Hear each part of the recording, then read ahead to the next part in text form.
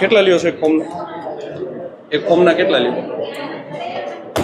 100 રૂપિયા લ્યો છો ને એક ફોર્મના ભરવાના? હા પણ લીધા નથી હજુ કોઈ. એક ફોર્મના તમે 100 રૂપિયા લ્યો છો ભરવાના? હા લ્યો છો ને?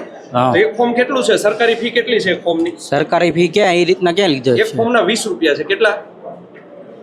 કોન્ટ્રાક્ટર ઉપર છો કે આપ કાયમી નોકરી? કેટલા ફી કેટલી ઉઘરાવી આજે? ક્યાં લીધા છે ક્યાં હજુ?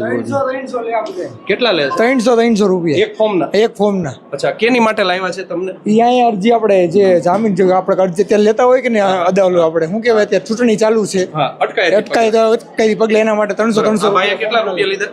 હજી આપણે અત્યારે ફોર્મ ભરે છે. હમણાં જોવું જ કહેવાનું તો આપણે ભેગા ન દઈએ ત્યારે મેં 300 રૂપિયા લે છે બધે. અને કેના પૈસા લે છે એવું કઈ બોલે? ખાલી આ ફોર્મ ભરવાના. ફોર્મ ભરવાના? ફોર્મ ભરવાના. સાચી વાત છે. આ ભાઈ કે છે ફોર્મ ભરવાના. હા ફોર્મ ભરવાના. 300 રૂપિયા લ્યો છો? 300 રૂપિયા નહીં તો મતદાર જીતના છે. તો એ તમારે કેના પૈસા ઉઘરાવાના હોય? આ ફોર્મ ને ટિકિટ ના જે લગાડી એ. તો એ તો તમે કોન્ટ્રાક્ટ ઉપર કામ કરો છો, તમારી જવાબદારી નથી? એ તો અલગ છે કોન્ટ્રાક્ટ અલગ છે. એટલે કોણે સત્તા આપી છે તમને? શું નામ તમારું? મહેશભાઈ. મહેશભાઈ, કેટલા ટાઈમથી અહીંયા પૈસા ઉઘરાવો છો? પૈસા ક્યાં ઉઘરાવીએ? તો ફોર્મ ભરવાના કે છે પૈસા લ્યો છો? પૈસા લીધા નથી કોઈ પાસે. અચ્છા, એક બે દાખલા દેખાડું તમને. ફોર્મ ભરવાના લીધા ને બીજા એટલે ફોર્મ ભરવાના કેટલા લીધા તમે?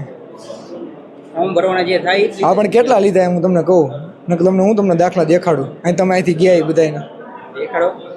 હાલો. બીજા હોમગાર્ડ વાળા કેટલા ઉઘરાવે છે? હોમગાર્ડ વાળાને હજી આપણે આઈડિયા નથી હજી કોઈ વસ્તુ. જામીન છે અહીંના જ લેવા પડે છે ફરજિયાત કે તમે લાવો તે પણ ચાલે છે? અમે લાવી એ પણ ચાલે છે અને અહીંયા બી મળી જાય છે.